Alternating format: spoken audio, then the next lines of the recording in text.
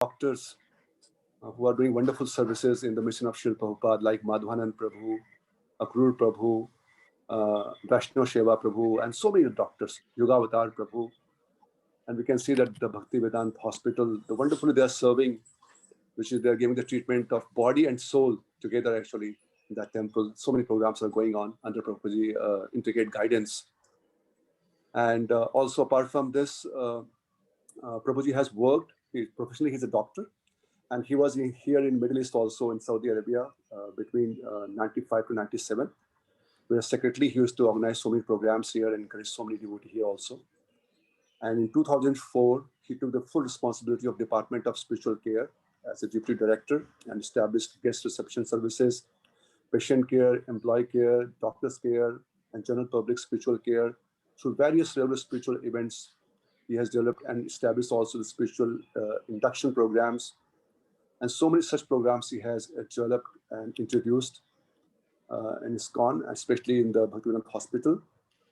And also under his intricate guidance, he has taken a leadership to develop this Barsana Eye Camp services from year 1992, and which is going on every year. It was every year, then becomes monthly, and now it is on daily basis. And we have been blessed to participate in that wonderful campaign of the new hospital, which is going to come up in Barsana, the eye hospital, under the intricate guidance of Prabhu. And also Prabhuji has taken several initiatives and programs, especially UK, USA, Singapore, Europe, South Africa, and many more countries where he has enlivened the devotees by his wonderful discourse. And he's also, apart from this, he is one of the senior most counselor, which is relevant to today's topic. He has been guiding several grihasthas, and I have seen the generation of grihasthas. The grihasthas devotees and their children now, even they have become grihastha, they have been married, and Prabhuji is even guiding them also. So I have seen the two generations in front of me. So it's our wonderful good fortune that today we are going to hear on such a wonderful topic, which is the art of parenting. And Prabhuji has got two wonderful daughters also. All of us, we had witnessed that how Her Grace Roop Manjari has sung wonderful bhajan she has sang during our Brajmandal Yatra. So she is a Prabhuji's daughter. And Prabhuji Mataji, they are wonderfully guiding so many grihasthas in Bombay and nearby areas. So let's welcome warmly Prabhuji about today's session. We'll chant 3 times Hare Krishna Mahamantra. Hare Krishna, Krishna Krishna, Hare Hare, Hare Ram, Ram Ram, Hare Hare. Hare Krishna, Krishna Krishna, Hare Hare, Hare Ram, Ram Ram, Hare Hare. Hare Krishna, Krishna Krishna, Hare Hare, Hare Ram, Ram Ram, Hare. Thank you, Prabhu. Over to you, Prabhu, please. Jai Ho. Thank you for the loving and heartfelt welcome. Om Ajnana Timirandhasya Jnananjana Shalakaya Chakshur Unmilitam Yena Tasmai Sri Guruve Namaha. Sri Chaitanya Prabhu Nityananda Sri Advaita Gadadhar Srivasadi Gaur Bhakta Vrinda. Hare Krishna, Krishna Krishna, Hare Hare. Hare Ram, Ram Ram, Hare Hare.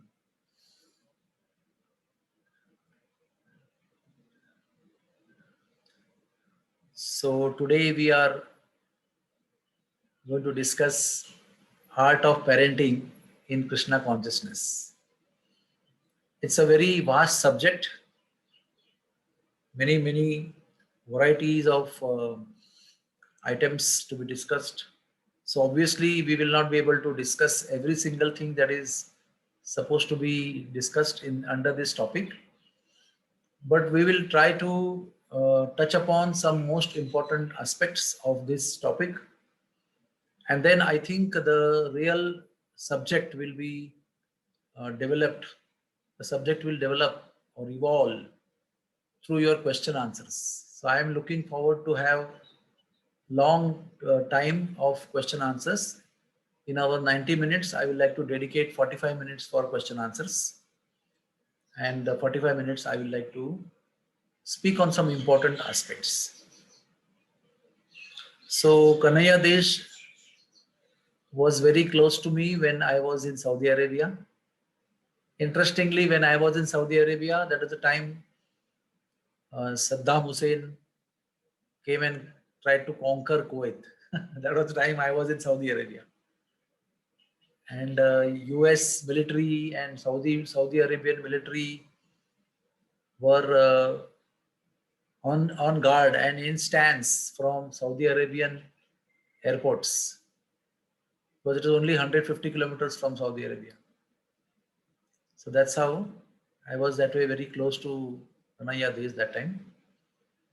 And secondly, I am right now with you in spirit in Kuwait, but with body I am in Himalayas, in Uttarakhand, at the bank of Ganga, Bhagirathi Ganga, experiencing very cold weather while you all are experiencing very hot weather. So this is something like Grahastha Ashram.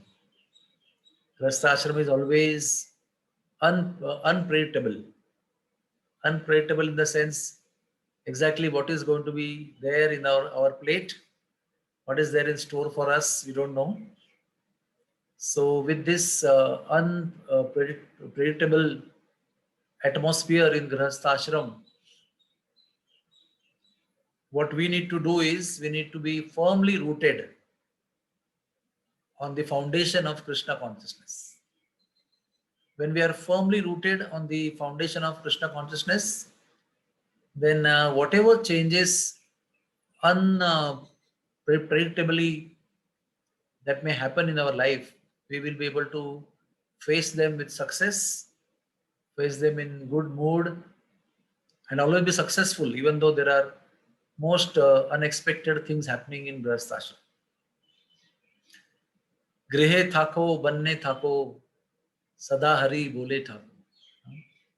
Whether you stay in a desert of the Gulf, or whether you stay in the greenery of Himalayas, whether you stay in Sannyasi Ashram or Grahastha Ashram, whether you are traveling or whether you are in the house, or whether you are in lockdown, always you have to chant the holy name. That is the most important foundation. So as Grahasthas, we have a great responsibility to raise children in Krishna consciousness. So today our topic is to art of parenting in Krishna consciousness only. So we will not talk about parenting for those who are not Krishna conscious or not following the path of Krishna consciousness. So our all reference or context will be concerning with devotees only. So as a Purohit, as a priest, I conduct weddings and we give Shapatha. Shapatha is Vachan. That is, we take them, make them take oaths, vows, you can say. And those vows are many. And one of the vow that we make them take is to raise children in Krishna consciousness. That is also one of the most important purpose of Grahastha Ashram, to raise children in Krishna consciousness and deliver them from the cycle of birth and death.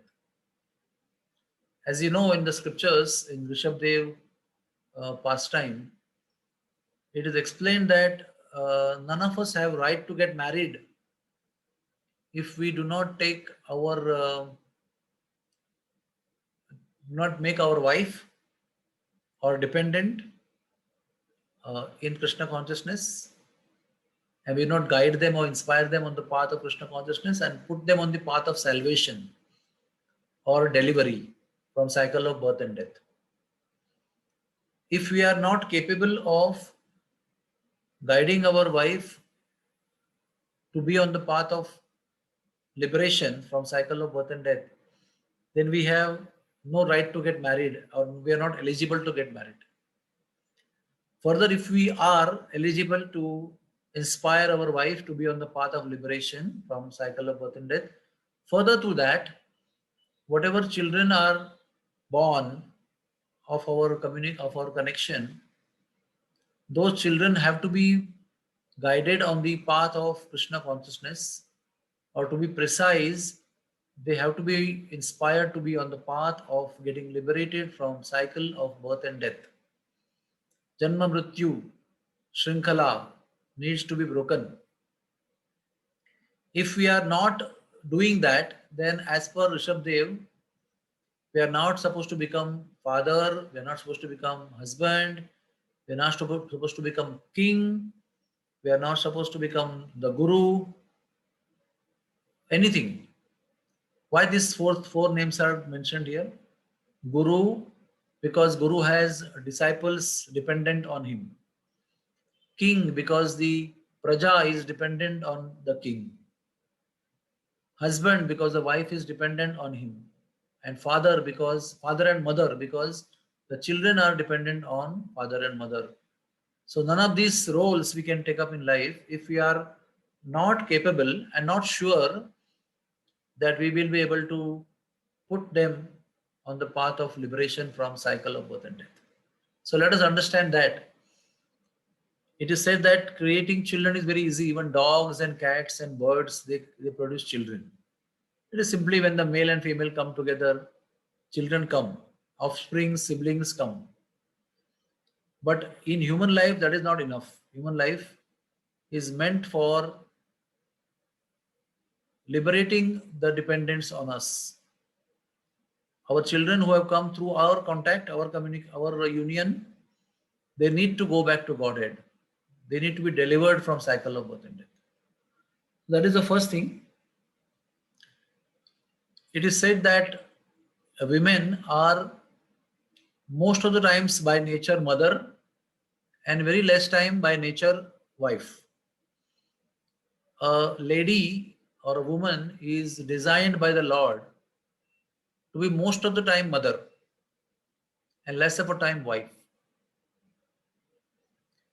So, when we get married, it is not that simply after marriage we come together and we produce children. There is something called as preparation for having child. The parenting starts from the preparation of the parents who are would-be parents, to be parents. They need to get prepared to become mother and father, to create a mindset that is suitable and favorable to become mother and father. Otherwise, they are like Nar and Madi. They are not Pita and Mata. We want to become Nar and Madi type of father and mother, or we want to become Pita and Mata type of parents. That is very important thing to decide. So how do we prepare to have a child? Preparation is on physical level, mental level, emotional level, social level, and spiritual level. If somebody is sick or somebody is very disturbed mentally, for example, in COVID times, we see many many people are very disturbed. They are depressed, they're in depression, or many people are sick, or they are not feeling very good mentally because of lockdown and because of so many restrictions. So these negative situations of tension, depression, ill health is not a good situation to conceive a child, because all of us should know that we attract a soul as our child who is matching with our health, who is matching with our mental status, who will matching with our uh, emotional status, who will matching with our intellectual status, and is also matching with our spiritual status. So the wife and husband jointly, whatever physical health they have, accordingly the child will come. For example, if the mother is too obese and father is very sickly, then the child is most likely to be obese and sickly. Please understand. If somebody is very lusty or very motivated for money or very greedy at the time of conception of the child, then the child who is matching with that greedy mentality will be attracted as your child. So whatever status you are in physically, whatever status you are mentally, emotionally, whatever status you are in intellectual capacity, and whatever spiritual advancement and maturity you have achieved, matching with all these things, a soul is selected and that comes to you as your child. Maybe while having first child, you were not so stable mentally or spiritually, but by the time you had second child, you were quite stable mentally and spiritually in your sadhana, in your understanding, in your maturity. Then the first child may be a very neophyte kind of person, and the second child can be very spiritually advanced personality. We are not creating any magic here. Our children are our reflections. Please understand. Our children are simple reflections of us physically, mentally, emotionally, socially, intellectually, and spiritually. That is why we need to take the full responsibility of our child in everything, how he behaves, what is his nature, what is his constitution, what is his spirituality, positive, negative, or negative traits like miserliness, or anger, or greed, or intolerance, or proud nature, pride, whatever comes, or very peaceful nature, very helpful nature, very spiritually oriented personality, very healthy, very smart, very handsome looking personality. Both these things are reflections of parents. Is it not true that our children look like us? Is it not true that children pick up our habits, what we have? That is why we need to prepare to have child. If we are sickly, we need to go to doctor and get cured. We need to go to Ayurveda doctors to prepare your womb, to prepare yourself to have strong semen and strong uterine conditions so that you attract healthy children. Many of you may not be knowing that there are many wonderful methods in Ayurveda by which a normal couple, not deceased couple, a normal couple is trained and prepared to get ready for conception. And I always advise newly married couple to go to Ayurveda, check your nadi, and come to a very beautiful stage of attracting a very healthy progeny. So this is as far as the preparation is concerned. It's a long subject matter. We can discuss in question answers if you like. But when you are marrying your children, or some of you are newly married, yet to have children, please note that don't just jump into having children by coming together. Prepare yourself, prepare your mindset to accept the child as your own child, and prepare your mindset to give the child a proper Krishna conscious culture. Prepare your mind so that you can attract one soul from oblivion to you as your child, and then guide him or her back home, back to Godhead. So it is that you have to create a mentality. Now, right now, you may be freshly married and you're in the mindset of husband and wife, but you have to come in the mindset of a mother and a father. You have to create that vatsalya and that desire to help a soul, to cultivate a soul, to go back home, back to Godhead. So all that preparation is very important. And each time you need to have child, you need to prepare. That is why Prabhupada, as a general rule, he said, chant 50 rounds to create enough Krishna consciousness within you so that you attract only a Krishna conscious soul, not a debauchee soul, not a sense gratifier soul, not a worldly soul. We also need to attract a Krishna conscious soul because we need to preach through that soul. We need to train that soul or inspire that soul who comes to you as a child to be the soldier of Krishna consciousness, to be soldier of the Hare Krishna movement, to lead the Hare Krishna movement, to save many of thousands of souls in this world. That is why we need to have a devotee. So, in essence, please, there is a system of preparation to conceive a child. Later, you will conceive a child. I mean, the wife will become pregnant. Um, Pregnancy is important period of the life of a baby. In fact, 90% of the character of the baby, physically, mentally, emotionally, socially, intellectually, and spiritually, is already prepared and made in the womb itself. You may think I am raising my child, I'm educating my child, I'm giving them a very beautiful body by feeding him nicely. But the essential substance of the character is prepared in the womb itself. That is why it is said that in pregnancy, the wife has to be kept utmost happy at home.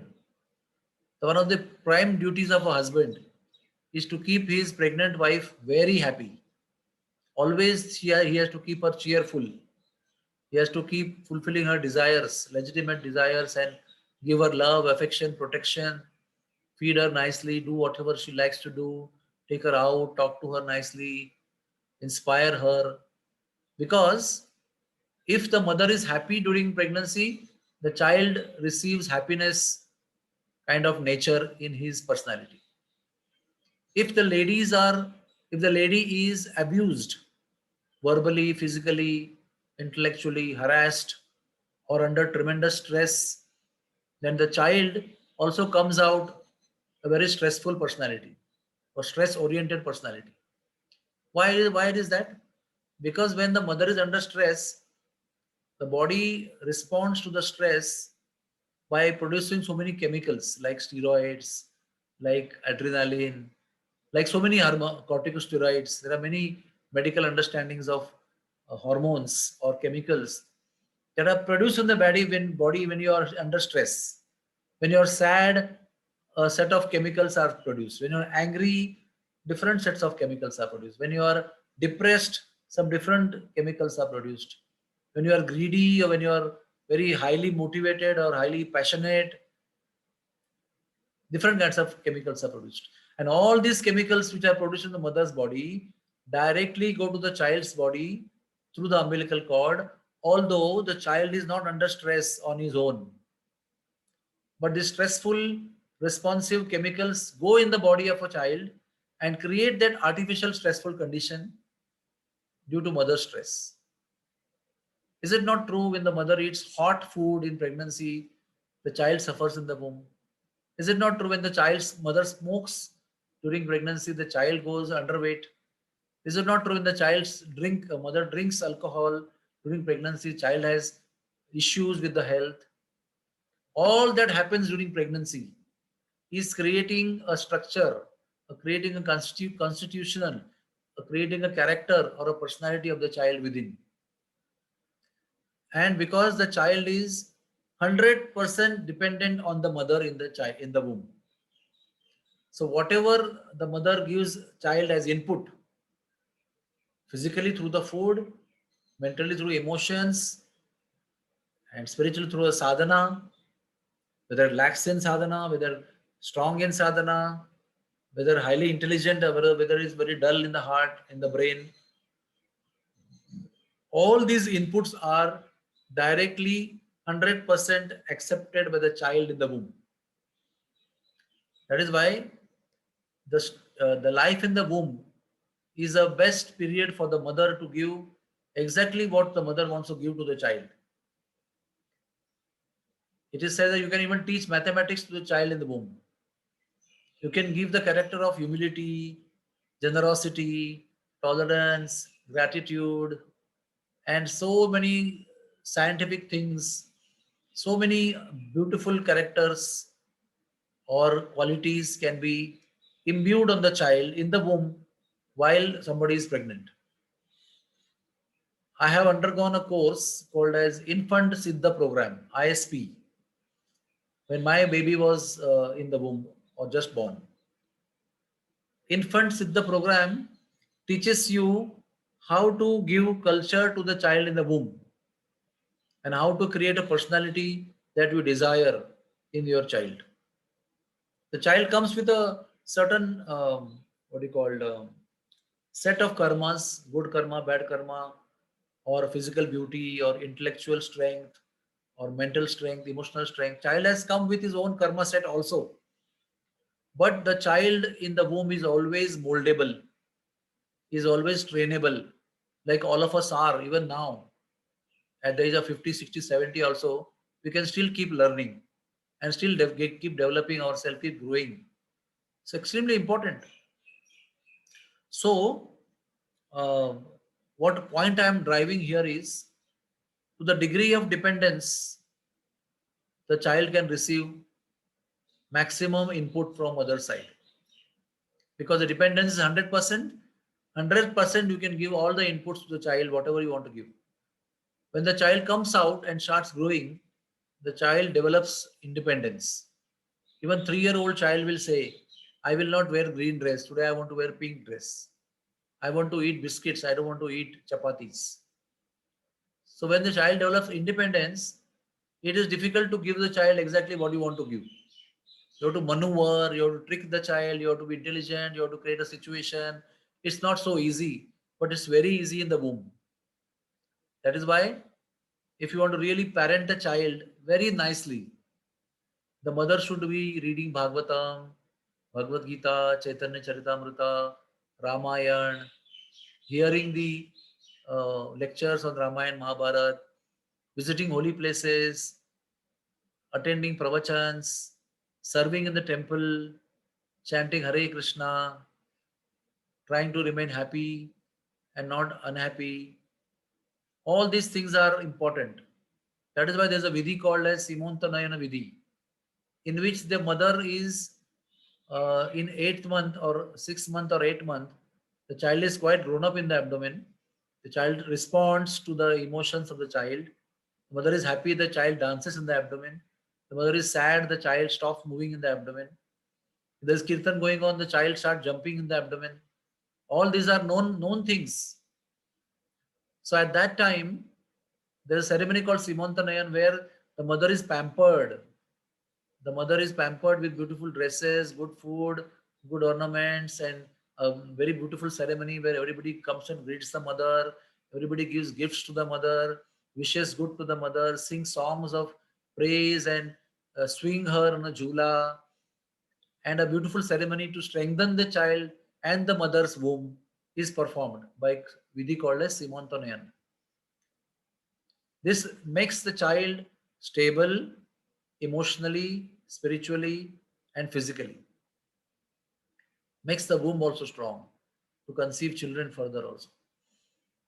And then finally, when delivery comes, we have something called as beginning of life spiritual care, BOL. Like we have end of life spiritual care, EOL. So what do we do in BOL? We put the Hare Krishna Mahamantra in the delivery room. We put our loving hands on the mother, hold her hands, and encourage her to chant and think of the Lord. Prepare her to bear the pain. This is another important aspect of preparing the mother to bear the pain, because when the mother bears the pain of delivery, there is a beautiful, strong bond of love that is created between the mother and the child. Today's mothers are quite scared. They want to undergo cesarean. They want to pay a lot of money, but they don't understand that there are some natural physiological things that happen when you deliver normally. There are also emotional things that happen when you deliver normally. The child needs to be welcomed. The child's birth should not be considered to be a very painful, unwanted situation.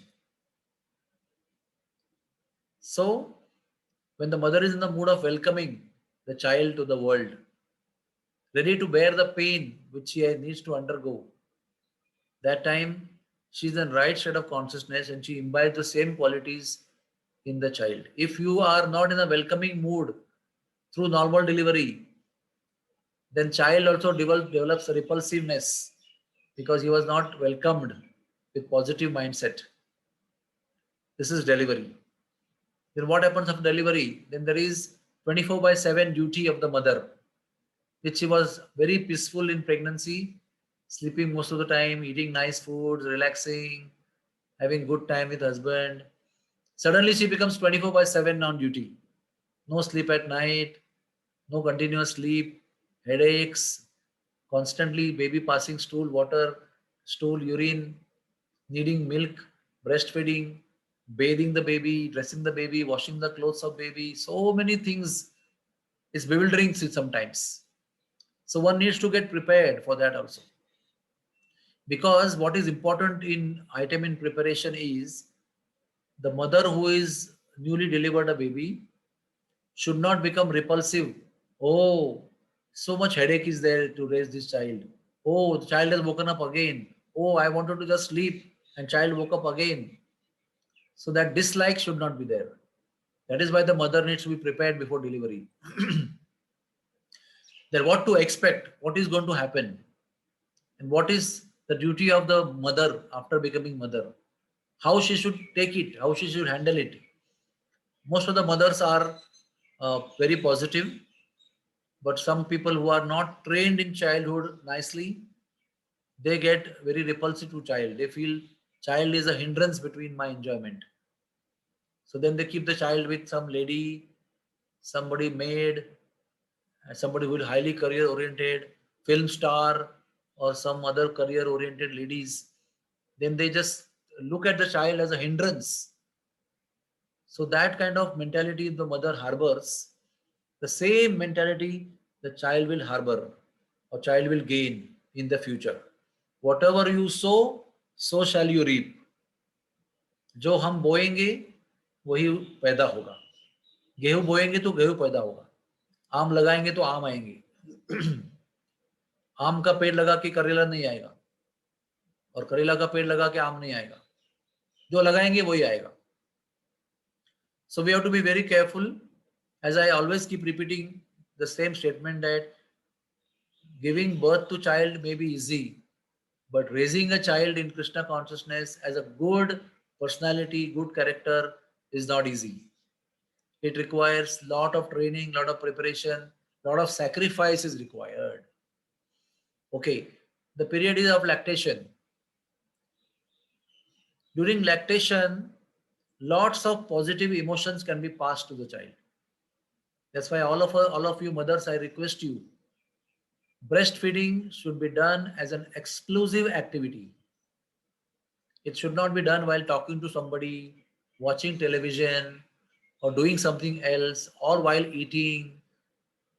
Do not combine breastfeeding to the child with any activity. Keep the activity of breastfeeding an exclusive activity. May it be 12 times a day. Go to the room separately. Even if you are in the middle of people, leave them, go to the room in seclusion and focus completely on feeding the child.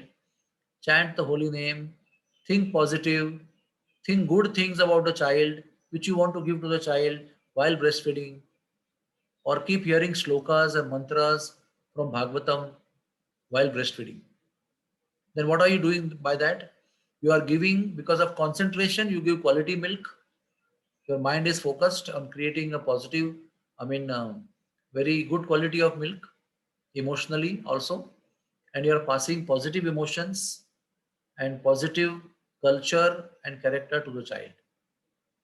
So, one line guidance: make breastfeeding an exclusive activity and think of all the good positive things while feeding your child on the breast. Then the child, it is said 90% character is prepared in the womb.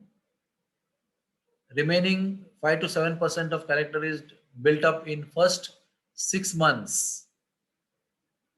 That means precisely in the period of lactation. And then remaining 3-4% is completed in the first 6 years of life. So when your child is 6 years old, approximately, all his foundation of character and personality is already there, already done. So what do we do after 6 years? We just do, it's like when you make a DT, when you make the form, Then what you do, you paint the eyes and you paint the eyebrows and you paint the nose and you do so many decorative things.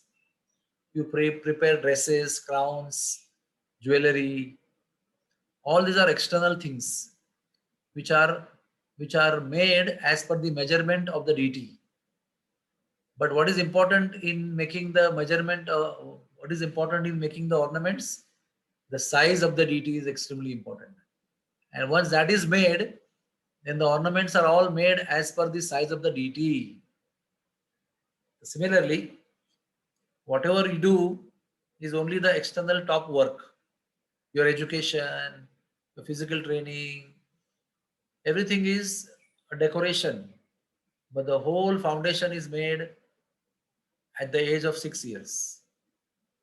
So it is said from 1 to 5 years, the child has to be given only love and love and love.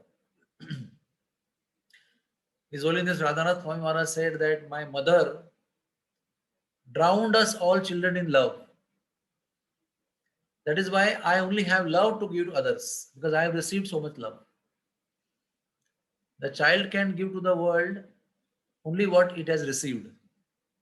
If you have received, you have given the child, you have cultivated positivity, happiness, gratitude, respectfulness, service attitude, then all these things come out in the child's character and activities in the future. If you have given negativity like fighting nature, argumentative nature, you have been greedy at the mind, at the heart, subtly or grossly, whatever we have invested, that is what comes out in the child's personality later on when the child grows up. Please understand. Sometimes we say, oh, I don't know, I never stole any pencil or rubber in my school days. I don't know why this child, from where he has picked up. Child doesn't pick up anything that is not in the mother and father, subtly or grossly, directly or indirectly. You may think your child is only 3 months old and child is sleeping nicely, very tightly in the bedroom, and you are also in the bedroom and husband and wife start fighting. Then whatever environment or vibration you create in the atmosphere by fighting with each other, that directly affects the sleeping child. There is something called a sleep talk. When the baby is fast asleep, you are supposed to speak, which I learned in the ISP course. You speak positive things to the child when the child is sleeping, and child's subconscious mind accepts everything as it is when the child is sleeping. Similarly, when a child is sleeping and around the child, the husband and wife are fighting, then subtle mind accepts the negativity of the arguments of the parents, the disturbance, the instability, the emotional insecurity that you create during your fights in husband or in wife. All that is directly accepted in the subtle mind, in the subconscious mind by the child. So do not think that child doesn't understand. So we can fight, we can talk, we can do many things. The child may not understand, but child accepts the essence of the emotion that you generate during your loving exchange or during your fighting argumentative time.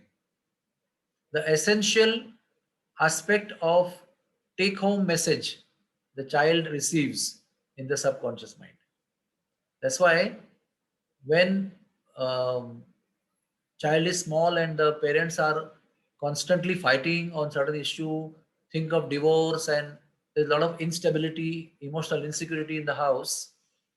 These children, when they grow up, they lack confidence, they cannot stand and speak, they're always unstable, they cannot make an opinion, they cannot express their opinion. There are so many issues of insecurities take place in those children. Why? Because the root of the insecurity is planted during their infancy by their parents at home. Same thing is true with in-laws. Same thing is true with grandparents. Whatever atmosphere the child is raised in, In infancy, all those traits of the family are absorbed by the child in subconscious mind. When the child grows, all those personality traits, they come out and exhibit themselves when the child is grown up. That's why it is said in our psychology, when I did the diploma in psychology, it is said that the nation's future is hidden in the childhood of children. Or, in other words, the future of the nation is hidden in childhood. Further to that, the healthier the nation is when mothers are happier in pregnancy. Happier the mothers are in pregnancy, happier the nation will be. Because you create stability and happiness during pregnancy, then the child is born and raised in stability and happiness. Only a happy and stable child can contribute to the nation, to society, or to spirituality. That is why we have to create progeny which are happy and stable with good qualities. So, anyways, first 5 years you have to inculcate love, and most important thing, the parents have to be very nice devotees, doing very nice sadhana, giving it as a priority. Because whatever spirituality you are developing, you may not be so advanced at time of conception, but you can keep on advancing in Krishna consciousness when the child is growing with you. You also can grow spiritually when the child is growing physically. Your combined consciousness of Krishna consciousness of the mother and father directly affects the child in the form of inspiration or in the form of discouragement. Whatever Krishna conscious traits we have in us about humility, tolerance, spiritual knowledge, helpfulness, service attitude, cooperation, love amongst devotees, camaraderie, friendship, whatever spiritual attributes you develop by your sadhana, those attributes directly enter in the heart of the child. If we are miserly, our miserly consciousness affects the child, and the child also becomes miserly. Our generosity also affects the child, and the child becomes generous hearted. If we love Vaishnavas, respect Vaishnavas, and stress on serving the Vaishnavas as a life and soul, then the child will develop the same habit of feelings about Vaishnavas as life and soul. You may not always preach the child. The Vaishnavas are very important. They are our life and soul. We should serve them. Yes, you can tell them physically. You can tell them verbally also. But what is important is your action, your behavior, your example. So, in the art of parenting, what is important is setting up an example for ourselves of Krishna consciousness. If you set a good example of Krishna consciousness, you don't have to speak. Your actions will speak louder than your words. Your silence will speak louder than your words. You don't have to give pravachan. Mainly today's children are not impressed by pravachans. Today's children are watching you constantly, what you are doing. Are you looking at the WhatsApp messages during chanting Hare Krishna with bead bag in the hand? The child is watching. Then you cannot tell the child that you have to be exclusively attentive to chanting, because the child has seen you looking into the mobile and left hand, right hand bead bag, or right hand bead bag and talking on the phone, or talking to somebody while chanting. Then you may, as a preacher, you may give lecture to the audience that how one should be attentive exclusively while chanting. The child is laughing at you at that time. Then I've seen my father in the morning what he does, and now I am seeing what he is talking to the people in the preaching lecture. So whether a child is 1 to 5 year old, 5 to 10 year old, 15 to 20 year old, you have to be a good example. Practice what you preach, do what you tell, and speak less, do more. Don't try to go on instructing your child constantly, do this, don't do this, do this, don't do this. You do it yourself and the child is watching. Child will always do what you do. Child will always think the way you think. The child will always conduct the way you conduct yourself. For example, you have to go to Mathiran or Mahabaleshwar for a hill station trip in the vacation or before vacation, sometimes in the between. You have to go to a hill station. So you tell the child that I will give you a note that you are not well, you have high fever, so the child will not come for school for 3 days. So the child is knowing that the child doesn't have fever, and the child knows that we are going to Mahabaleshwar, and the child knows we are giving a false certificate to the school, and the child thinks that this is right and this is good. You are giving a value to the child. You are giving a value that we can do these things. We can tell a lie and go to Mahabaleshwar. Or we can tell a lie and go to the wedding. Child is receiving every single instruction and a message through what you do. So always be truthful in front of child. Never manipulate things. Like sometimes we tell, somebody comes, takes the phone call comes, and you tell the child, pick up the phone and tell them I'm not in the house. And the child knows that you are right there in the house, but you are telling me to tell that he is not in the house. So what is the message child gets? We can do this. We can tell this. We can tell a lie like this. It's all right because my father is doing, so it is fine. So each and every small thing that we do, the children are watching. So watch your actions, watch your thoughts whenever you are in front of your children. Your thoughts, your words, and your action, they directly affect the child by giving him the right or wrong culture. Okay? So don't think the child is small. Child becomes restless when child is 1 year old and the parents are fighting. Child starts crying for no reason. Child doesn't understand what you're talking. What argument do you have? What is the substance of your argument? Child doesn't know, but simply because there is a negative emotion created in the atmosphere, the child starts crying. That's why husband and wife have to be very careful right from the moment of pregnancy. What do they do between themselves? Day one of pregnancy, all 9 months, delivery, lactation, 1 to 5 year old, all times when you are a father and mother, you have to be careful in doing what you are doing, thinking what you are thinking, speaking what you are speaking. You have to be very careful because each and everything that you do is directly going to add in the personality of the child. So scriptures say 1 to 5 years is mainly love. 5 to 10 years, discipline. You will have to sometimes take a stick in the hand, not beat the child, but stick in the hand and scold the child sometimes and train him for doing right things at right time. Sometimes maybe a little harshly, like giving medicines. It is a harsh activity, appears to be harsh.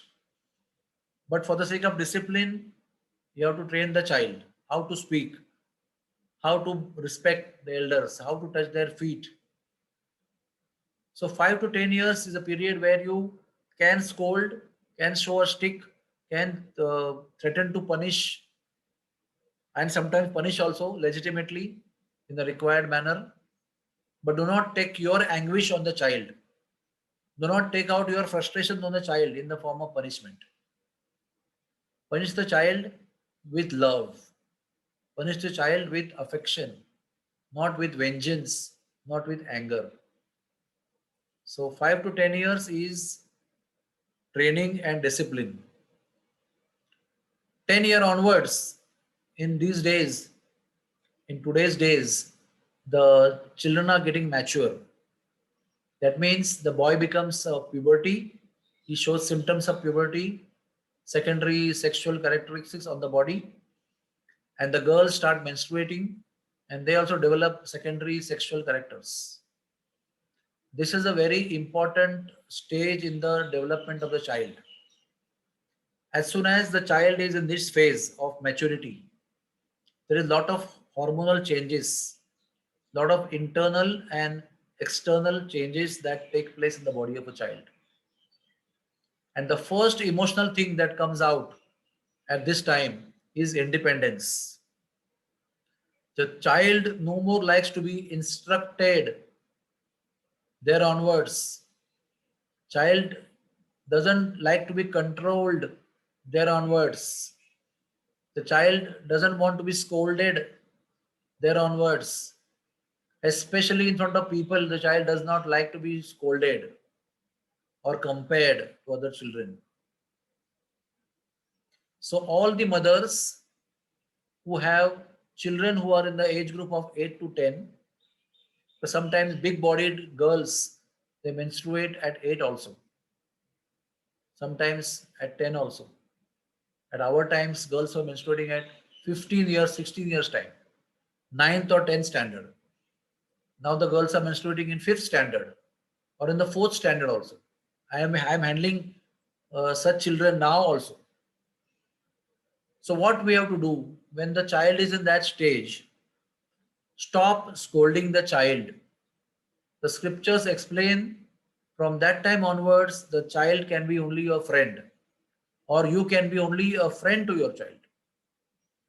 You cannot anymore start showing stick to the child, start scolding the child, punishing the child, compare the child with other child, condemn the child, demean the child, insult the child. All these things you cannot do. And if at all you do immaturely, you are creating permanent damage in the heart of the child, in the personality of the child. The more you do that, the child will emotionally go away and away and away from you. They will be detached from you. They will have no affection. The bonding will be destroyed. Whatever bonding you have done right from conception, pregnancy, lactation, 1 to 5 years, 5 to 10 years, whatever training you have given, ultimately all that training needs to be ending in a good bonding between you and your children. There has to be a very loving bond, affectionate bond between you and your children. But at the time of maturity, if you start scolding children, whatever bond you have created, you go on yourself destroying the bond. And then you'll come to know that when you grow up old, the children are not interested in looking after you. They don't care for you because they have been hurt by you when they were young and adolescent. Next stage is adolescence. Adolescence is a hypersensitive stage of life. They are experiencing some youthful emotions, hormones in the body. There are a lot of changes in their personality. They want to be more and more independent as far as possible. And then what happens? At that time, if they get negative emotions from you or they get hurting comments from you, they decide that as soon as I start earning, I will go away. I want to get out of this house as soon as possible, moment I become independent financially. Right now, I am insulted. Right now, I'm tolerating all these things just because I don't have money. I'm under education. My fees are being paid by my father. So they are just there because they have to be. But mentally, they have left you. So be wise. Do not hurt your children by your extra disciplinary mood. The time has gone. Time is between 5 and 10 years. Before the girl gets menstruation, child gets pubertal symptoms. Most of the times you become friendly with the child. All the advices you give in a friendly manner, not in the instructive manner, not in a dictatorial manner. Give them in a friendly manner. Share things with them when they grow up. Ask them opinions about what color to paint in the house, what designs to make in the kitchen, what kind of tiles to put in the house, what kind of furniture to be made. When we purchase things, what kind of purchases we should do. In Diwali, what kind of star we should purchase, what kind of lamps to do. So involve them in everything, make them decision makers, party to decision making at home. Give them importance. When you give them importance, then the bond is maintained.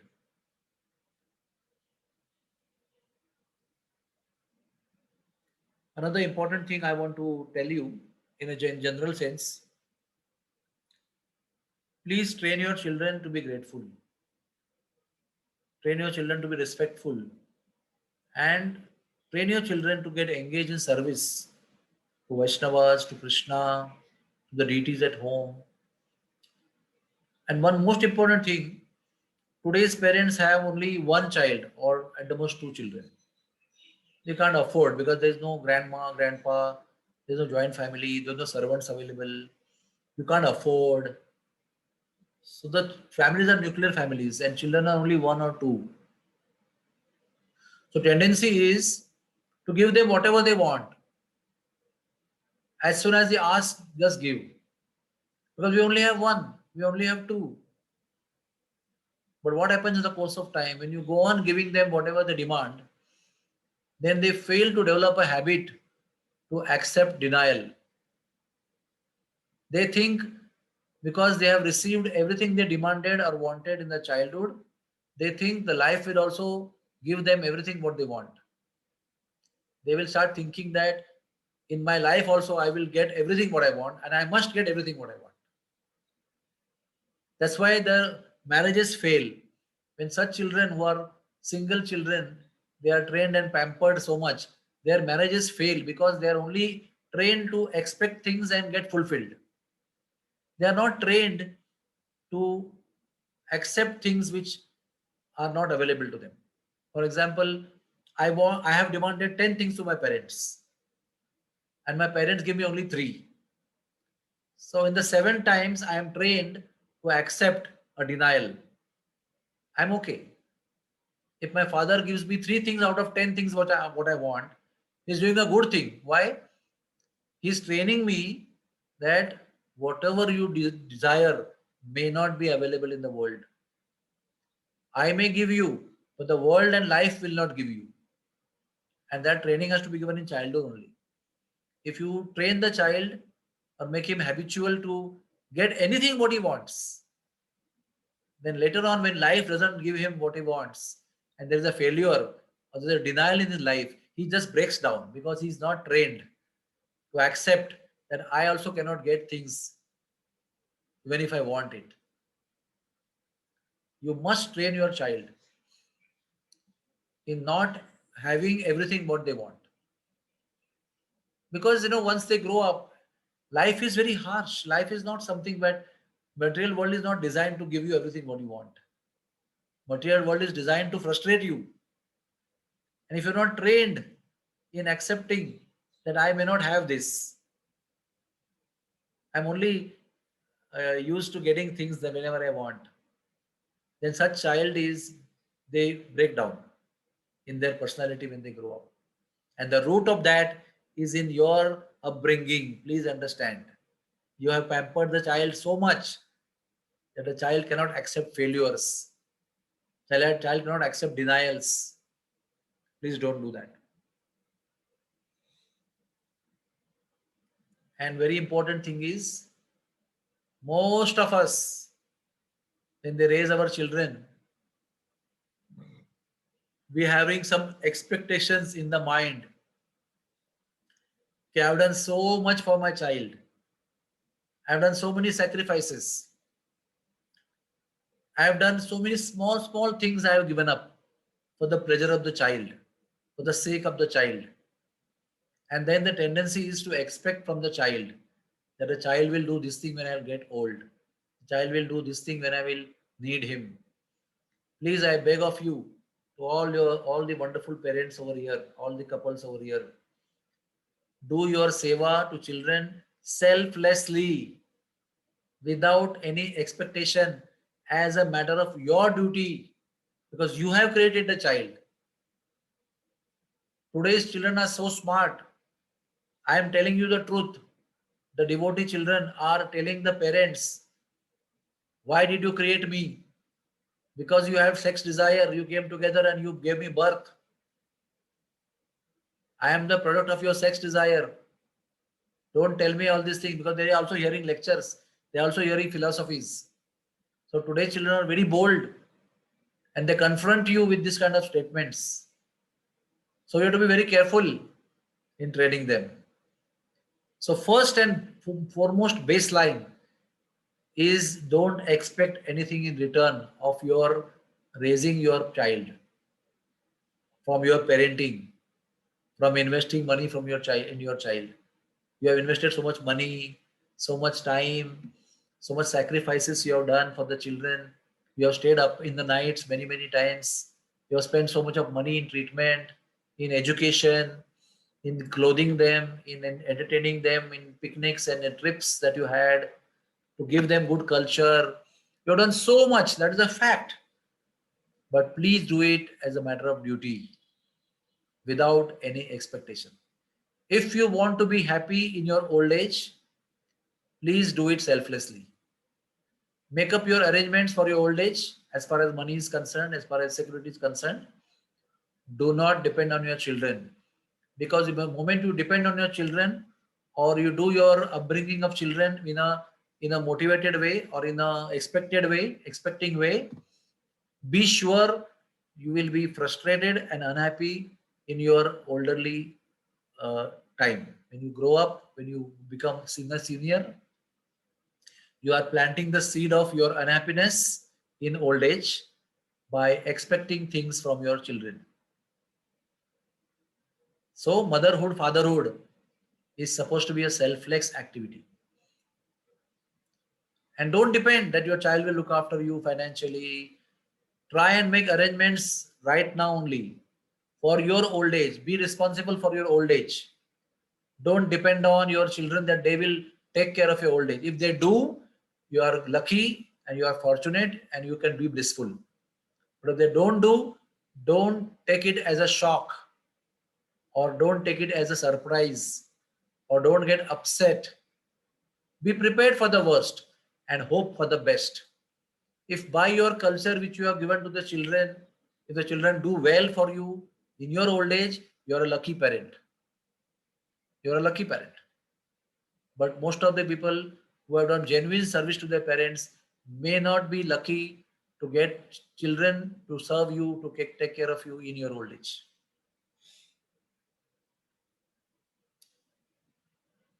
So I think whatever important points I had to speak, I have covered. Now I can request you, if you have any specific questions, you can please ask.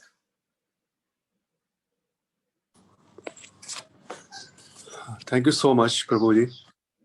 In the limited time, Prabhu, you have covered all the stages of from infant to the teenager, Prabhuji, and so wonderfully. This is one of the most practical lecture we have heard on this topic, Prabhu. So thank you so much, Prabhuji. Prabhu, So Vipul Agarwal question will be taken. I think Vipul Agarwal, I will invite him to ask question. Yeah. Yes, Prabhu. Yes, Prabhu. Unmute. Yeah, they can unmute now. Yes. Thank you, Prabhuji, for such a wonderful class. I want to ask a question. From the beginning of the lecture, we were feeling that it's been too late. When you were mentioning about how to invite a child, then you were mentioning about how the child is 1 to 5 year old. So every time we feel it has become too late for us. And many times it is actually late. So when the relationship with our children is sort of disturbed, then what can we do to amend that relationship, and can it be amended at all? Is it possible to amend it? As it is said that it is never too late. That is true. It is never too late. And one more thing is that there are many mistakes you have done. And you will think, oh, I did this mistake when my wife was pregnant. I did this mistake when child was small. I did this mistake when my child was 1 year old.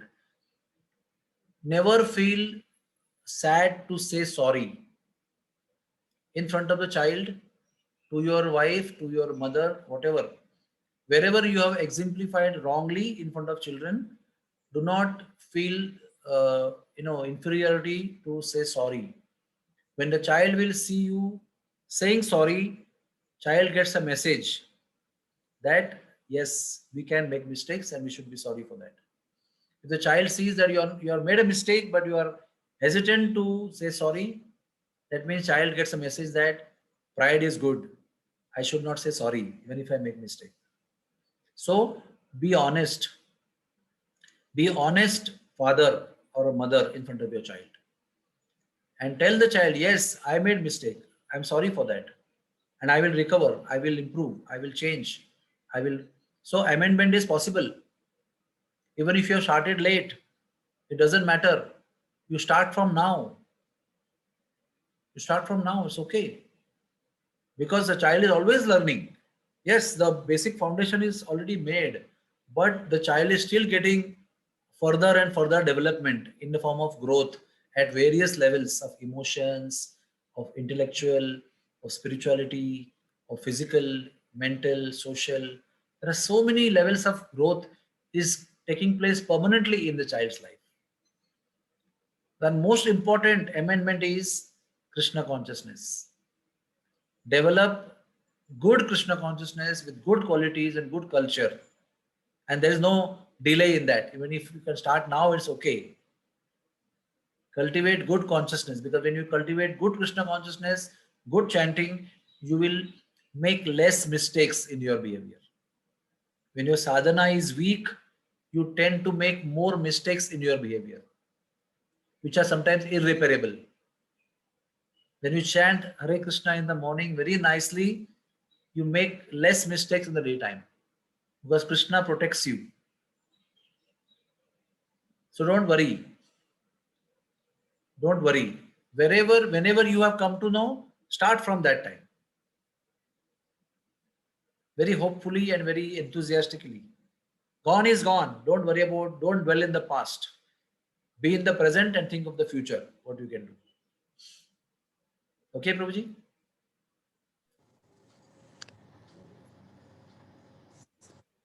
Okay. Anybody else? Maybe Anusha can ask. Anusha, yes. Unmute, please. Unmute. Yes. Hare Krishna Prabhuji, Dhanushman. Loudly, please. Loudly. Thank you, Prabhuji, for your class. Can you hear me? Yes, yes, but loudly. Prabhuji, I have 2-3 questions. Ask one Can at I a time. ask 2-3 questions? Okay. One at a time. My first question is okay. My first question is regarding the denial, teaching of denial to the children. So, at what age we should teach that? Because my daughter is 1 year old. Sometimes she wants to take something, but I deny, and then she cries. So, what to do in that case? In which age I should teach her What that is you good can for her, you you give. have to accept. What is good for her, you keep giving. But don't make a habit in her that she demands and you give. And the demands and you give. Don't create a conditioning that I am demanding and I have to get those things from my parents. Otherwise, I will make the hell out of the whole thing in the house. Sometimes, if she is just out of habit crying, let her cry. But give a message that you are not going to get everything that you demand. You have to learn to accept, even though I don't give, you should be accepting that. That is very important culture you have to give. Don't succumb. Mainly what happens, अरे एक ही बच्चा है ना अपना, अभी तो बेचारा रो रहा है, इतनी क्या बड़ी बात मांग रहा है. But you are succumbing and giving a wrong culture to the child. It is mainly the parents who are too attached to the child. They spoil the child more than anybody else. Your overly attachment to the child actually serves harmful to the child than good for the child. So don't be bad to the child in the name of love, in the name of your attachment to the child. Be good to the child from the legitimate way, from the logical way, from the right way, because you are responsible for whatever you give is the culture of the child. Finally, you are responsible for that culture which you give. Second question. So the second question is regarding using phone. I do not expose my daughter to phone except for video calls to grandparents. But I understand I want to see her because they are staying away. But I don't want, I mean, because it's a question of inculcating good habits in her. So I want that it should be lesser in number, like 2 or 3 times a week. Am I right in thinking about this, or I should do it daily? Daily what? Video calls to grandparents, No, no, no. because Okay. in this I sense will that tell you one nice story as an answer to your question. Everybody, please listen to the story very carefully. I wanted to tell during my lecture, but good you reminded me.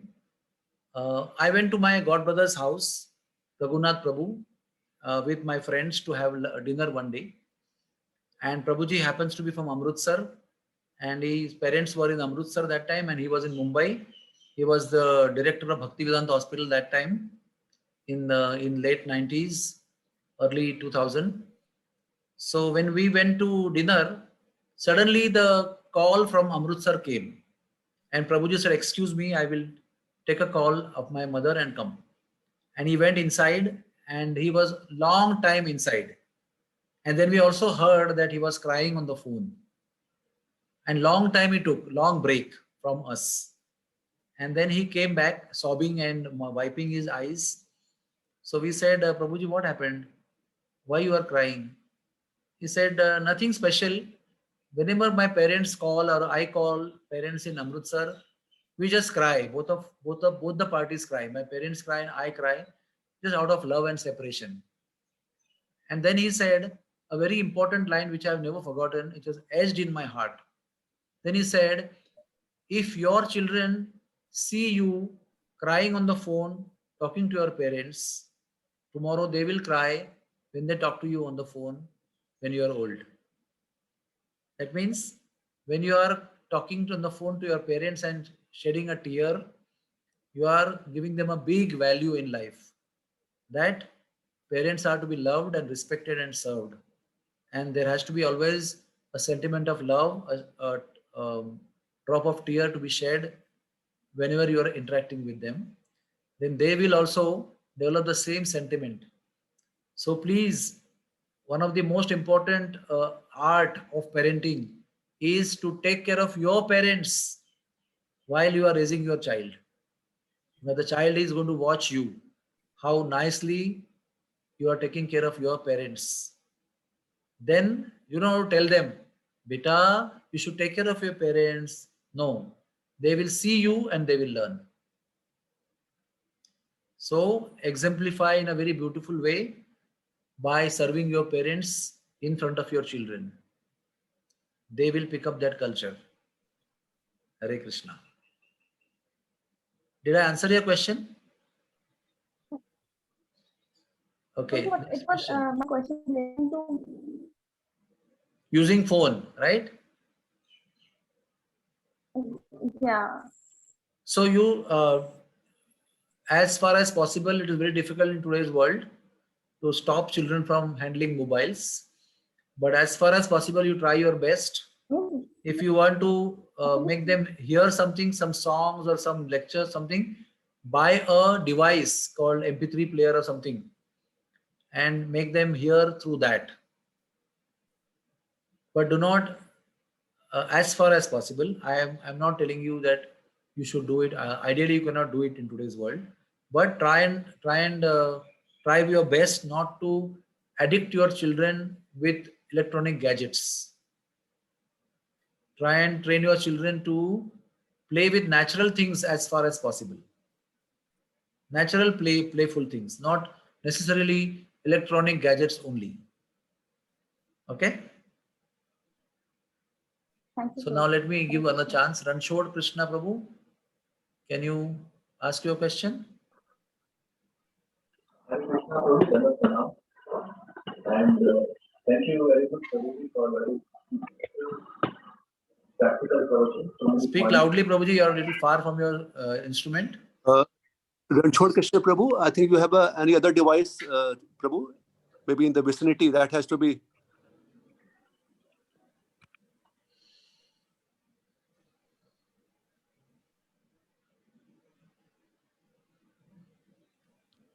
if you can mute that one, then you can, Prabhu, we can hear you clearly.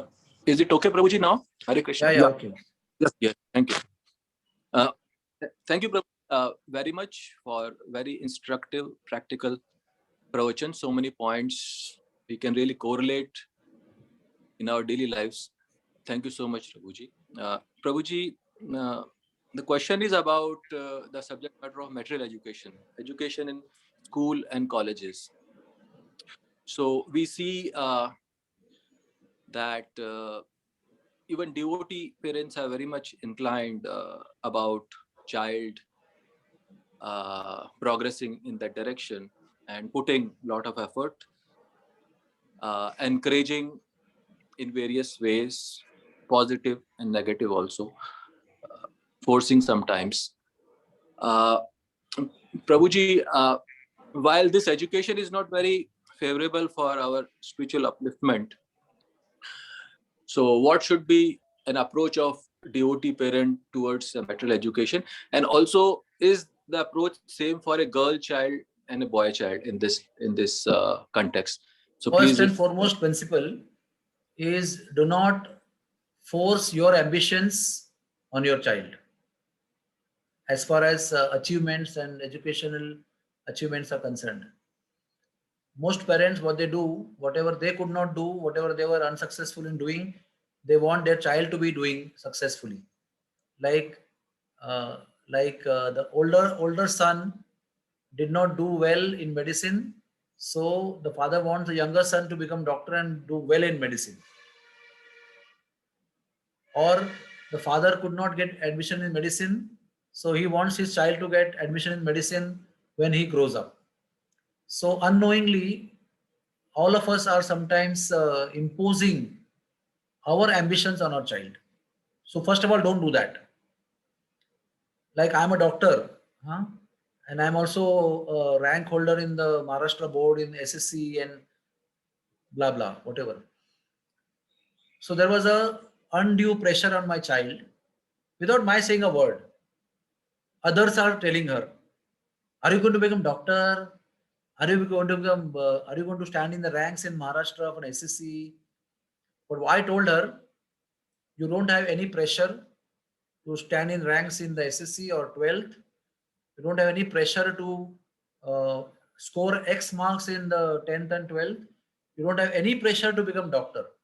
You do what you love to do, what you like to do." And today, my daughter Rupa Manjari is not a doctor, but she is a Sangeet Visharad in classical vocal. She is MA in Sanskrit. She is a violin player and violin teacher, and she is teaching Sanskrit, Sangeet, and violin. And she's an expert baker, so she makes cakes. So it's nowhere connected to my. Prabhu, are you listening? My answer. So there's no way Yes, connected Yes, to my Prabhu. Yes. profession or my liking. I mean, I love what she's doing. The point is that because I gave her a free situation, she could pick up whatever she wanted to pick up. She took up arts, although she had very good marks in SSC. She picked up arts because she wanted to go to every single yatra of the temple. Very funny from the professional point of view. Very funny. But she was very clear. I have been going to yatras right from my year one of life. My parents have taken me. I don't want to lose yatras because of my educational demands. So I will take up a branch which will let me go to yatra every single year. And that's what she did. And later on, she picked up Sanskrit and she did masters and she did vocal, classical music, everything she did, which is giving pride to us. So, as far as education is concerned, see for the aptitude of children, what they can do. And more than giving them material acquisitions, try to give them character, try to give them positive traits, try to give them good culture, because all the wealth of life can be built over the personality and the character that you have. You don't get any college or any school or any diploma or any crash course on humility or tolerance or generosity or service attitude or respectfulness. There's no course in the college available anywhere that your university at home can give. University of home is much more powerful than any professional universities in the world. What you can give your child, nobody else can give. So give that, and based on that, let the child choose what education, what ambition he has to have or she has to have. Hare Krishna. So Thank you, Swati, Prabhuji.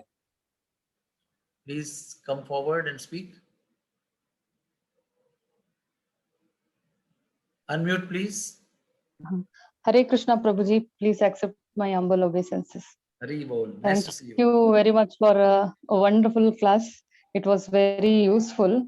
So, what question I have is Krishna willing, my kids were raised with Bhagavatam. My boys are 8 years old and 5 years old.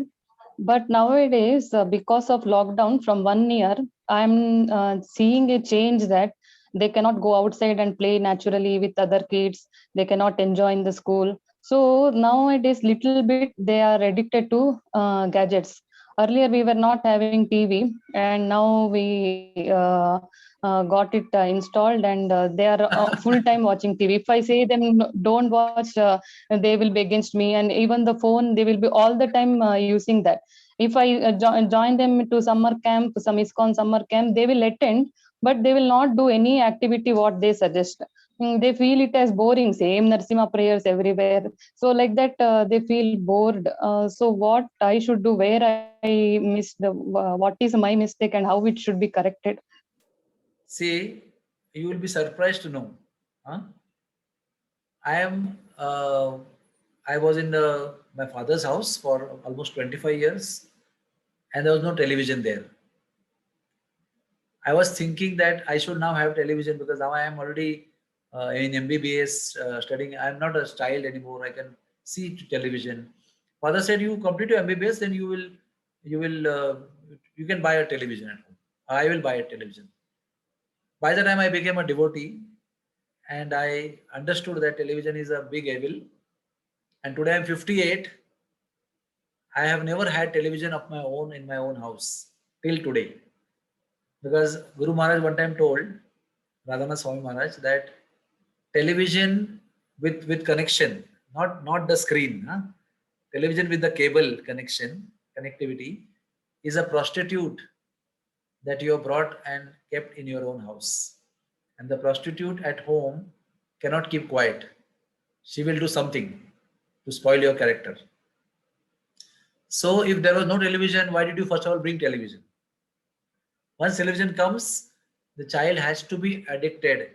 I also will be addicted if I bring television today in my house. Please understand. Today also. Even if I don't have television, I can be addicted to YouTube, which is as good as television, or Facebook, as good as television. So you have to do something creatively at home to make some interesting programs where children participate in Krishna consciousness. You can have even dancing at home in Kirtan by putting on Kirtan system and you dance at home with children. I understand Corona is a very difficult period and what children can do. Poor children are 1 year at home in 4 walls. They can't even go out and play in fresh air.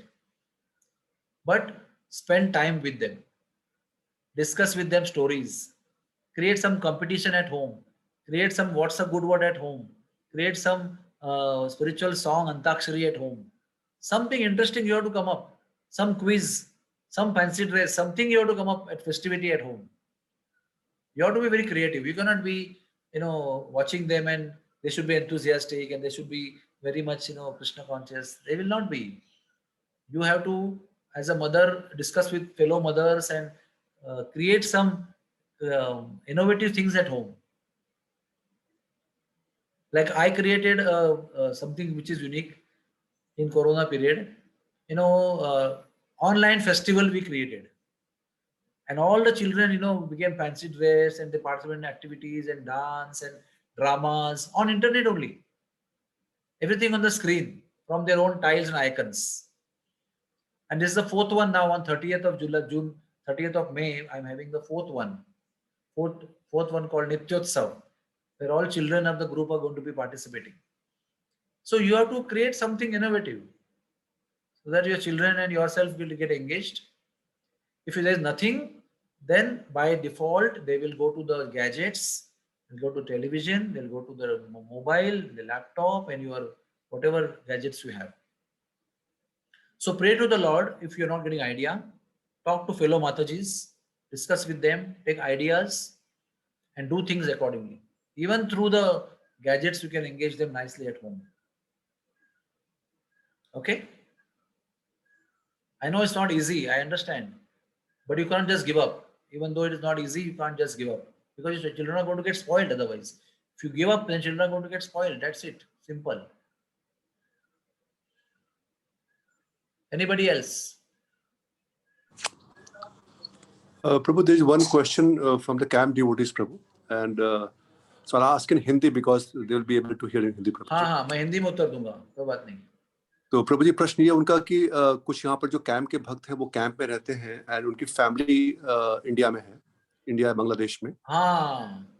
तो उनके वो चाहते हैं कि वो रोज बात भी करते हैं, फोन से बातें भी करते हैं और वो अपना पूरा प्रयास भी कर रहे हैं, लेकिन और क्या वो कर सकते हैं व्यवहारिक रूप से जिससे कि उनके बच्चे और परिवार भी वो कृष्ण भावना भावी जीवन में आ सके. प्रभु जी जूम का इस्तेमाल कीजिए और जैसे मैं आपके साथ में अभी हूँ, मैं अगर कुवैत में नहीं भी हूँ फिर भी मैं आपके साथ हूँ, है ना, और मेरे सारे विचार आप लोगों को बता रहा हूँ, है कि नहीं. यहाँ बैठकर मैं हिमालय की गोद में बैठकर कुवैत में आपको मेरे सब मन के विचार आपको बता रहा हूँ और मुझे लगता नहीं कि मैं आपके साथ में नहीं हूँ, मैं आपके साथ में ही हूँ. सो फोन के बदले में मैं अभी लोगों को विनती कर रहा हूँ कि इस जूम का इस्तेमाल कीजिए, सब लोग साथ में आइए. यहाँ पर माँ रहेगी, बेटा रहेगा, आप रहोगे, आपकी मम्मी रहेगी, सब साथ में रहेगी और आप अच्छी तरह से उनसे बातें कीजिए, लंबी लंबी बातें कीजिए, उनसे डिस्कस कीजिए. उनके साथ जूम पे आप गा भी सकते हैं, कुछ गीत गाइए, कुछ पोएट्री बनाकर गाइए, कुछ म्यूजिक के साथ में कीर्तन कीजिए, कुछ फैंसी ड्रेस कीजिए, कुछ तय करके आप मिलिए, संडे को आपको आना है, इस तरह से आना है, उस तरह से आना है. आप ऐसे ऐसे नए नए खोज करिए और बच्चों को हैप्पी रखने का प्रयास करिए. देखिए आप वैसे भी, मैं भी अकेला रह चुका हूँ सऊदी अरेबिया में 2 साल के लिए, और जब 2 साल पूरे हुए ना, तो भी मैं बताता हूँ, कहानी बहुत इंपॉर्टेंट है. 2 साल पूरे हुए, मेरा लोन भी पूरा हुआ, तो गुरु महाराज ने कहा तुरंत लौट के आ जाओ. मैंने कहा महाराज अभी तो लोन पे किया, अभी तो कुछ सेविंग किया ही नहीं है, अभी तो अच्छा जॉब मिला है तो सेविंग करना चाहिए. महाराज ने कहा कि आपकी बेटी भी 8 साल की है और अभी अगर उसको माता के साथ पिता का आश्रय नहीं मिला तो बेटी को आप इमोशनली खो सकते हो. You may lose your baby emotionally. वो आपकी बेटी है लेकिन आपकी इमोशनल अटैचमेंट नहीं रहेगा उसके साथ में. तो आप क्या चाहते हो, कुछ लाख रुपए आप सेव करके उसी के लिए सेव करोगे और दूर रहोगे और उसी को इमोशनली खो बैठोगे, तो क्या गेन है उसके अंदर. तो यू कम बैक. तो मैंने बिना किसी सेविंग करते हुए मैं 0-0 में इंडिया वापस आया और आज मैं देखता हूँ, क्योंकि मैं उधर साथ में था, क्योंकि 8 साल मतलब क्या, अभी कुछ ही समय पर वो क्या कहते हैं उसको सयानी होने वाली है. उस समय पर माता पिता दोनों का होना जरूरी है, उसको संभालने के लिए, उसको सहारा देने के लिए. उसके एक प्रकार से हार्मोनल स्टॉर्म्स को संभालने के लिए दोनों पेरेंट्स की आवश्यकता होती है. और अगर वो आपको मुमकिन नहीं है किसी मजबूरी की वजह से, तो वो सारी कमियां जो है आप अभी अलग अलग जो मेथड्स हैं, डिजिटल मेथड्स हैं, इलेक्ट्रॉनिक मेथड्स हैं, जूम प्लेटफॉर्म है, उसका यूज करके उसको कम करने का प्रयास कीजिए. क्योंकि एक बालक को ग्रो करने के लिए माता पिता दोनों की आवश्यकता होती है, ग्रैंड पेरेंट्स की आवश्यकता होती है, फ्रेंड्स की आवश्यकता होती है, नेबर्स की आवश्यकता होती है, पूरे गांव की जरूरत पड़ती है उसके लिए. एक संतुलित व्यक्तिमत्व निर्माण करने के लिए, एक बैलेंस्ड पर्सनालिटी को निर्माण करने के लिए काफी लोगों की आवश्यकता होती है और उसमें माता और पिता मोस्ट इंपॉर्टेंट होते हैं. तो किसी कारणवश अगर आप उनके साथ नहीं हो, परदेश में हो, तो कम से कम रेगुलरली इन मीडिया उनका यूज करके उनके साथ रहिए, उनको अपना संग दीजिए, उनके क्वेश्चंस को आंसर कीजिए, उनको प्रेम दीजिए, उनको कल्टीवेट कीजिए। तो वो क्या लगता है, चलो मैं तो परदेश में हूँ, मेरा काम पैसे कमाने का है, मेरी पत्नी का काम वहां पर उनको रेज करने का है, उनको अच्छा संस्कार देना है, क्यों ऐसा तुमने नहीं किया, तुम ही तो थे जिम्मेदार थे, मैं तो परदेश था। नहीं, आप परदेश में होंगे फिर भी जवाबदारी जिम्मेदारी आपकी ही है। वो जो आपका रोल है वो आप ही प्ले कर सकते हो। तो वाइफ का रोल है वो अपना रोल प्ले कर सकती है, वो दोनों रोल प्ले नहीं कर सकती है, is not going to be successful. पुराने जमाने में अच्छा हुआ करता, पुराने जमाने में बहुत आंटियां हुआ करती थी, काका काकी मामा मामी और नाना नानी दादा दादी सब घर में हुआ करते थे, पूरी गैंग। तो कोई इमोशनली डिप्राइव नहीं होता था उस समय, सब लोगों का इमोशनल हेल्थ अच्छा रहता था उस समय, because they were taken care of emotionally very well by many people. पर आगे अभी बच्चों की इमोशनल ग्रोथ जो है ना, वो केवल 2 व्यक्तियों पर निर्भर है, माता और पिता, क्योंकि कोई है ही नहीं, दादा नहीं दादी नहीं, कोई है ही नहीं उधर, 2 ही है तुम। और दोनों भी अगर अपने कर्तव्य में चुकेंगे तो बच्चों में इम्बैलेंस होना बहुत स्वाभाविक है, और वही होगा। इसलिए कोशिश कीजिए, और जितने भी आपके पास गैजेट्स है उसको इस्तेमाल करके अपने बच्चों के साथ समय बिताइए please. Most important, don't take it for granted, मैं तो ओवर टाइम करता हूँ, फ्राइडे को भी काम करता हूँ, मुझे तो पैसे कमाने हैं, जल्दी जल्दी जाना है वापस, तो मैं कैसे मिलूंगा। नहीं, भले 2 पैसे आपके कम कमाओ, लेकिन अपना बच्चों के प्रति जो कर्तव्य है उसको पूरी तरह से निभाओ। पैसे तो फाकिल कर्म से आते हैं, हाँ, मेहनत करने से आते हैं, लेकिन कर्म से ज्यादा आते हैं। आपके नसीब में जितना पैसा है उतना ही आएगा, ज्यादा काम करके ज्यादा पैसा आने वाला नहीं है, जो आपके नसीब में उतना ही आएगा। लेकिन अपने कर्तव्यों को करते समय हमको चूकना नहीं चाहिए। We should not fail in doing our duty. Hare Krishna. एक माता जी को बोलता हूँ पहले, रेवती माता जी। Yeah, Hare Krishna Prabhuji. हाँ माता जी। Dandavat pranams for the wonderful Hari lecture बोल। you have given, which is very much needed, Prabhuji. And my doubt is, my younger son, like sometimes he just to irritate me, he'll do things which I tell him not to do, and he says also, why are you doing this? I told you not to do this, just to irritate you, he says. Then I told him, see, he'll be hearing about this regulative principles and all those whenever I hear lecture. And I tell him, see, now to irritate me you're doing this, and in future you should not, if you do anything, if you drink tea or if you drink coffee or if you break any regulative principles, it will affect you, I'll be telling him. But internally I'm worried, like why he's trying to do things just to How old is irritate me. he? Like How old is he? he's 7.5 years old, Prabhuji. So try and be very intelligent with him. Don't succumb to his tactics of irritating you. When he irritates you, don't get irritated. You know already what is he doing for. He is getting fun to irritate you. He wants to be seeing you getting angry, so he'll be happy that I made my mother angry, I was successful in irritating her. So this is what is happening. He is listening to you, I think. He is next to you. He came, yes, Prabhuji.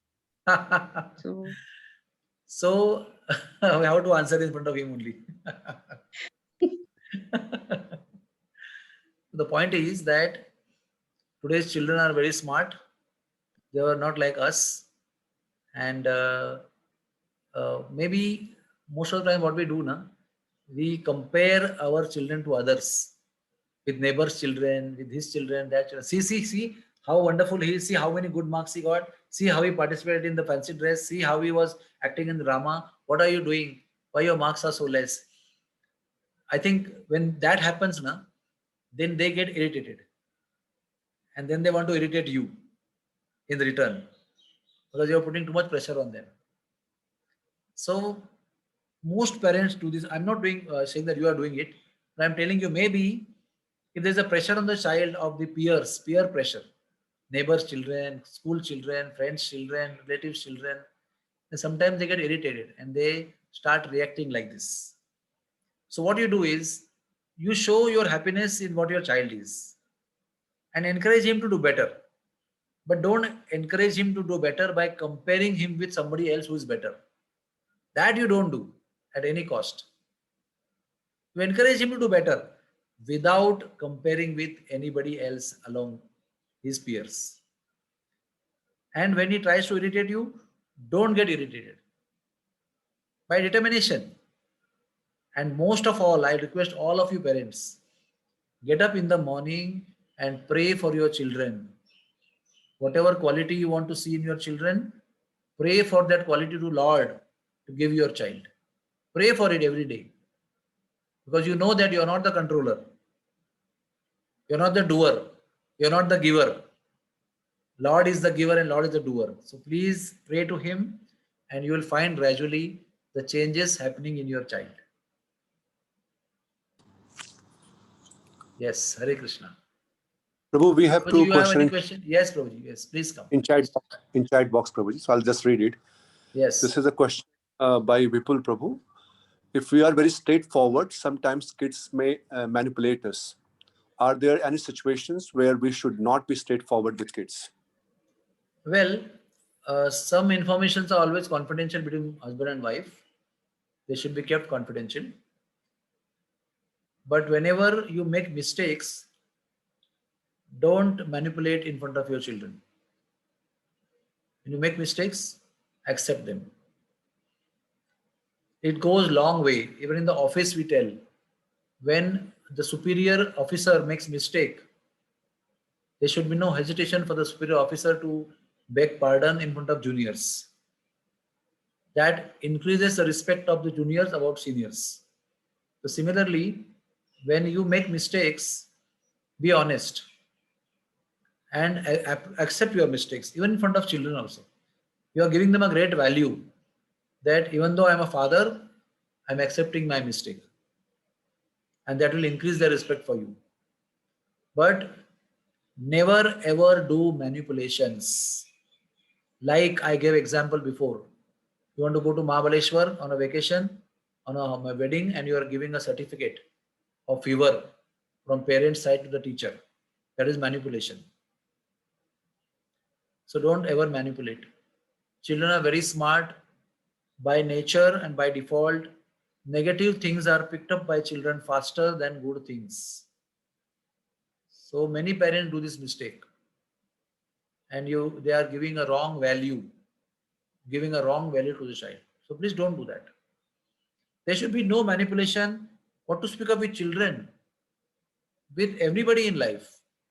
As a Vaishnav, we all are supposed to be simple-hearted people. We all are supposed to be straightforward and honest people. We are supposed to be honest. So why do we do manipulation? Even if you don't do things manipulatively with children, but do it outside, that tendency will come in your children because you are doing it somewhere else. So answer is no. No manipulative activities with children at least. Okay? Okay, Prabhu. Prabhu, there's another question, Prabhuji. This is... I have a friend who has been taking care of their parents, but his kids are not taking care of his own parents. What if such thing happens? Just accept it. That's all. Accept it and accept full responsibility on your own. If something is wrong in me only, something was wrong in my cultivation and upbringing. So this is what is happening. Do not blame children for anything. Accept it as your own karma very boldly and bravely and live with it. But do not blame your children. Such rascal children you are. It's all waste of time I did. I lost all my energy. Sacrifices are all waste. Don't say that. We all had children because we wanted to have children. Because we wanted to become father and mother. We wanted to raise children. We are not doing any upkara on children. We have children because we wanted to have children. So we have to do our duty to raise them. That word, I have done big upkar on my child by raising him, by educating him, by growing him to such a stage today. So I must get this thing back because I did so many things. Don't get into that mode. Do it as your duty. And if they don't serve you, just accept it. Just be detached. I'm telling you from my heart. I'm also a parent of a married girl. Okay. But I'm trying to, I'm not the perfect ideal person, but I'm trying to tell my mind that I don't expect anything. And when you don't expect anything and you get, then you become blissful. But if you expect anything, two things can happen.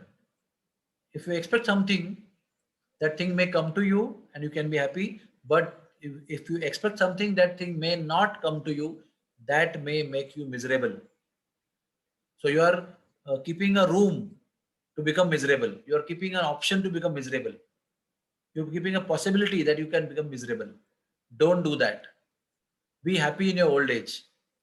Anyway, there are enough problems in old age: joint pain, blood pressure, high blood, heart problem. There are many problems already there which you have to handle. The child is not looking after you. Child is indifferent to you. So better you handle in the peaceful mind. Don't keep cribbing. अरे बच्चा देखता नहीं है, अरे बच्चा देखता नहीं है, कुछ देखने को आता नहीं है. अरे, let them not do that. These things are by inspiration. They should be inspired to do so. They should not be blame game. They should not be negativity. Just accept it as your fate.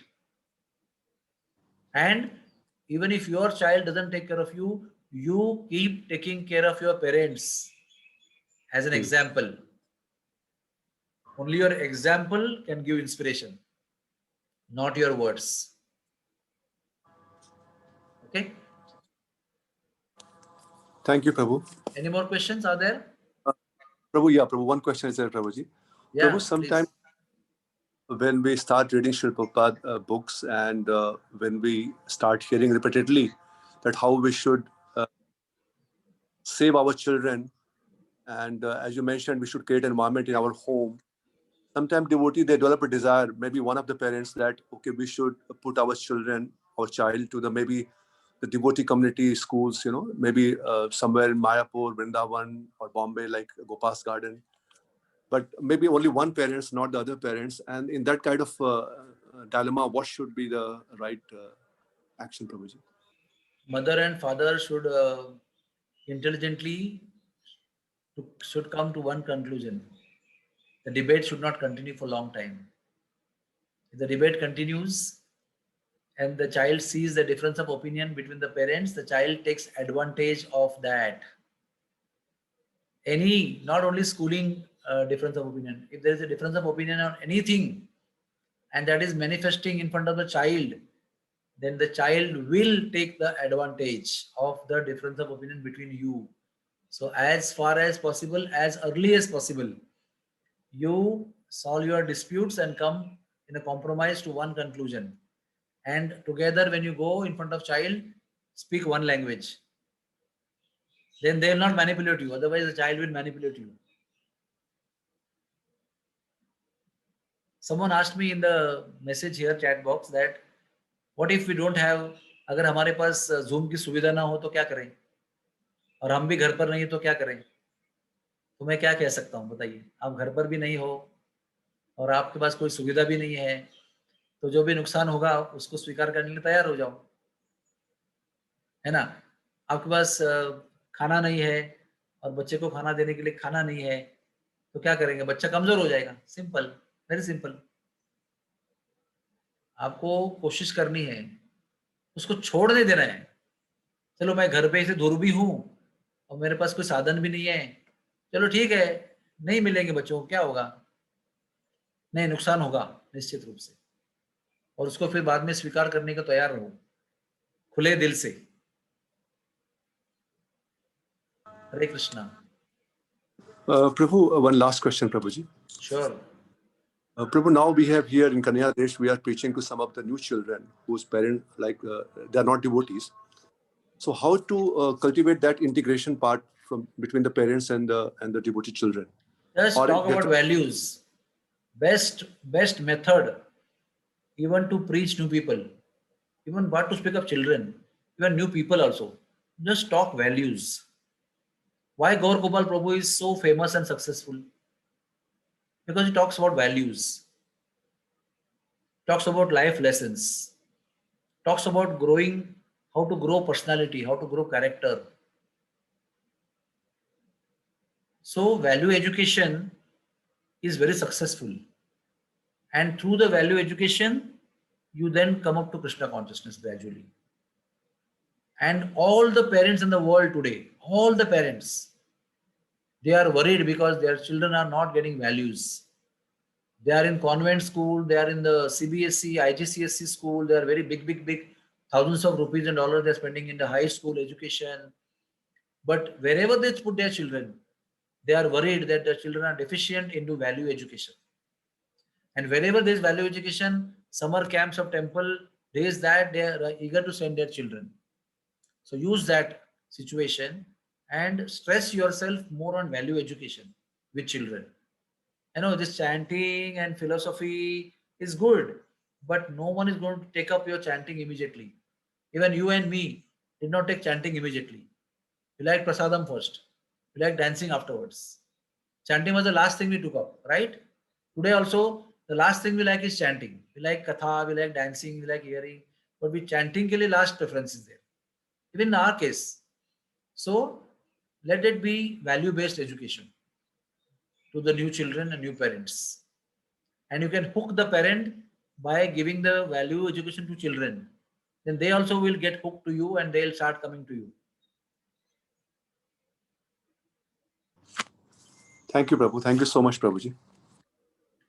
Anybody There's else a very in the audience wants to have any question? Otherwise, we will conclude our session today.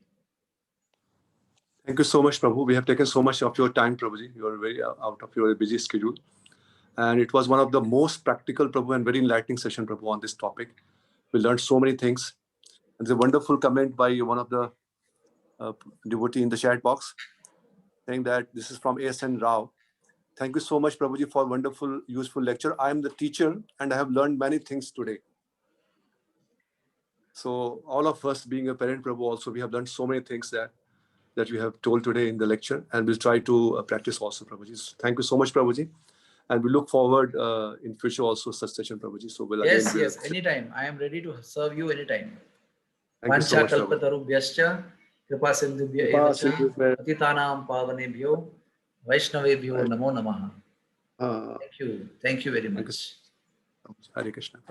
Let me see everybody one time in a gallery view. Wow, Samat Prabhu also there. The Samat Prabhu also there. Hare Krishna. Thank you so much. Jai Ho, Jai Ho. Yeah, many known faces are there. Even some of my nursing tutors are there in this. Educationists from Bhaktivedanta Hospital also there. Okay, so nice seeing all of you. Thank you so very much for giving me your time. Hare Krishna. Hare Krishna, Dandavat Pranam Prabhuji. Thank you very much. It was very, very wonderful class, Prabhuji. We both heard it. Jai Mataji, Hare Krishna. We also learned many, many things. And as Braj Prakash Prabhu told, we will also implement whatever is possible now. Thank you, Prabhuji. Thank you very much. Hare Krishna, Prabhuji. Hare Krishna, Mataji. Dandavat Pranam. Hare Krishna. From Abu Dhabi, Avtari Desh.